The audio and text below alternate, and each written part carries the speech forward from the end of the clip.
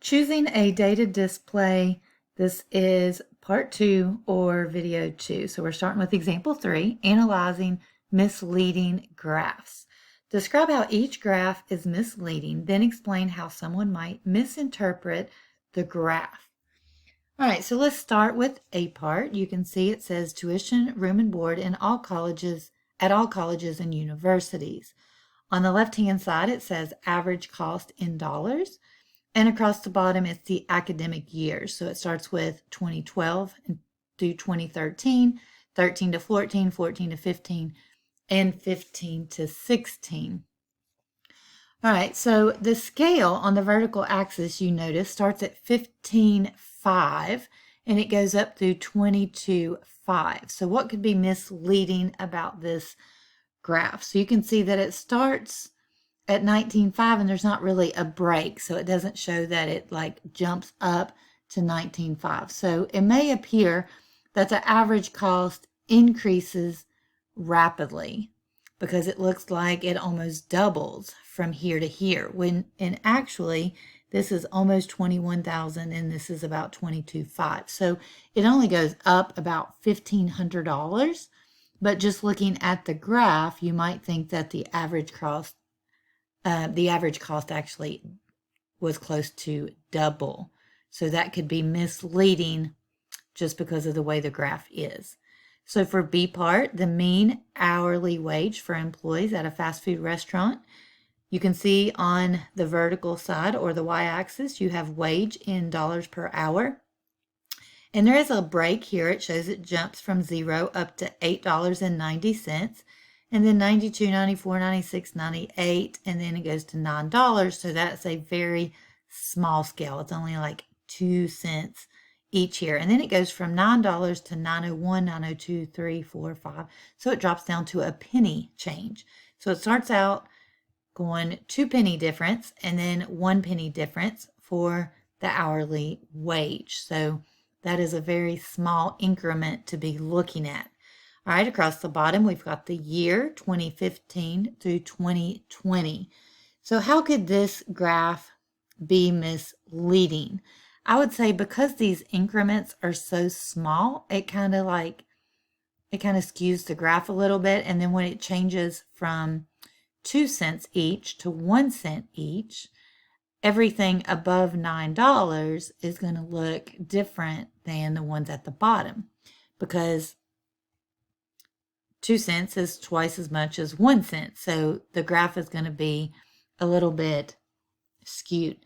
So someone might believe that the greatest increase would occur right here between 2018 and 2019, but you can see that goes from $9 to $9.04, where in fact the greatest increase, if you look at 2016 to 2017, it goes from like $8.93 to $8.98, which is a 5 cent increase, where this up here is only a 4 cent increase.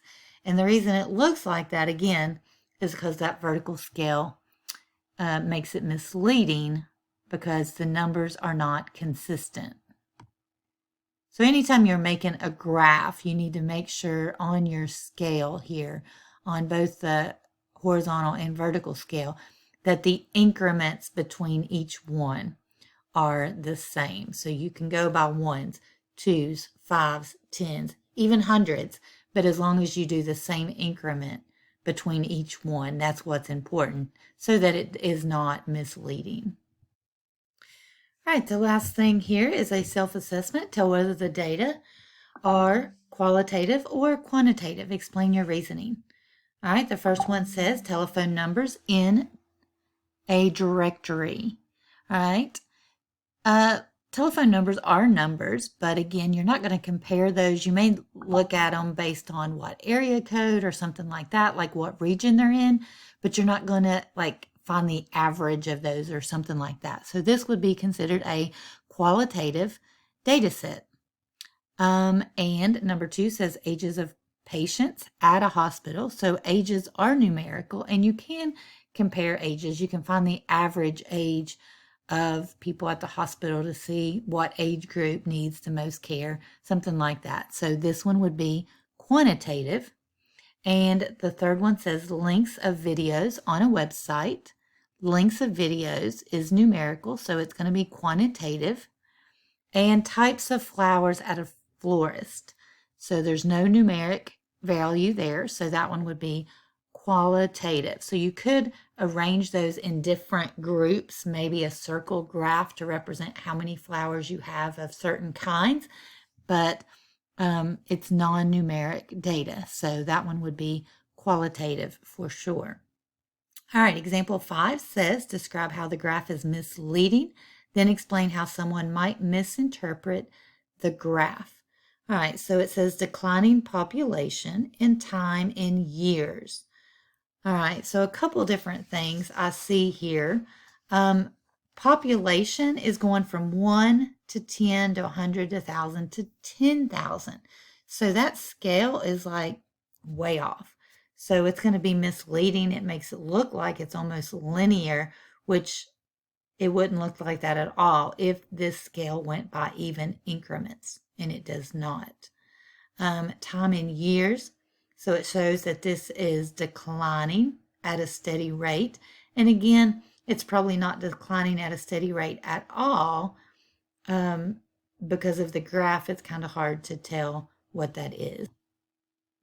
All right, that's the end of this lesson, and that's the end of all the lessons for Algebra 1. So if you completed this, congratulations. It's been great having you in class. If you have any questions, please let me know.